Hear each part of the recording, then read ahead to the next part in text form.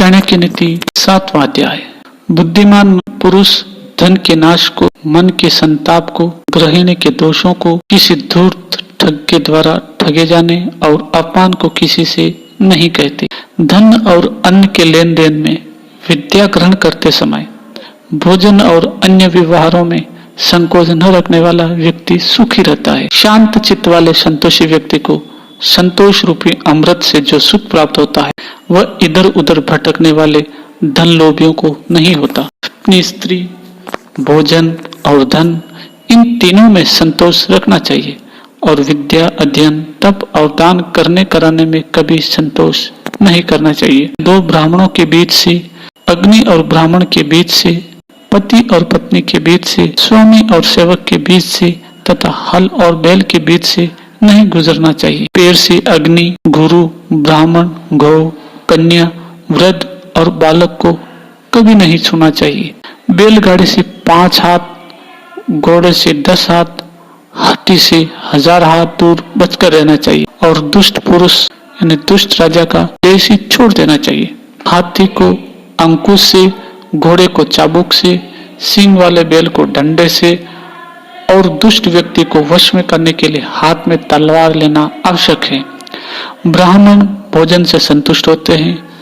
मोर बादलों की गर्जन से, साधु लोग दूसरों की समृद्धि देखकर और दुष्ट लोग दूसरों पर विपत्ति आए देखकर प्रसन्न होते हैं। अपने से शक्तिशाली शत्रु को विनयपूर्वक उसके अनुसार चलकर, दुर्बल शत्रु पर अपना प्रभाव डालकर और समान बल वाले शत्रु को अपनी शक्ति से या फिर विनम्रता से जैसा अवसर हो उसी के अनुसार व्यवहार करके अपने वश में करना चाहिए। राजा की शक्ति उसके बाहुबल में, ब्राह्मण की शक्ति उसके तत्व ज्ञान में और स्त्रियों की शक्ति उनके सौंदर्य तथा माधुर्य में होती है। संसार में अत्यंत सरल और सीधा होना भी ठीक नहीं है। वन में जाकर देखो कि सीधे वृक्ष ही काटे जाते हैं और टेढ़े मेढ़े वृक्ष यूं ही छोड़ दिए जाते हैं। इस सरोवर में जल रहता है, हंस वही रहते हैं और सूखे सरोवर को छोड़ देते हैं।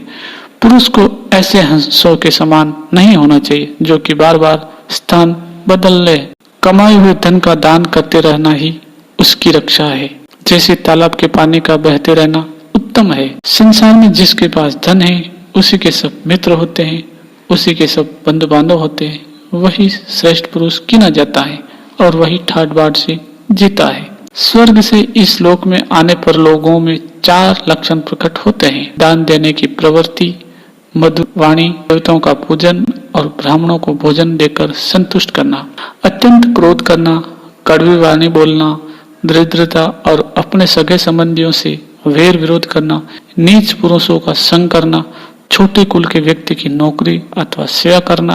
ये 6 दुर्गुण ऐसे हैं जिनसे युक्त मनुष्य को पृथ्वी लोक में ही नरक के दुखों का आभास हो जाता है। मनुष्य यदि सिंह की मान के निकट जाता है तो गज मोती पाता है और सियार की मान के पास से तो बछड़े की पूंछ और गधे के चमड़े का टुकड़ा ही पाता है।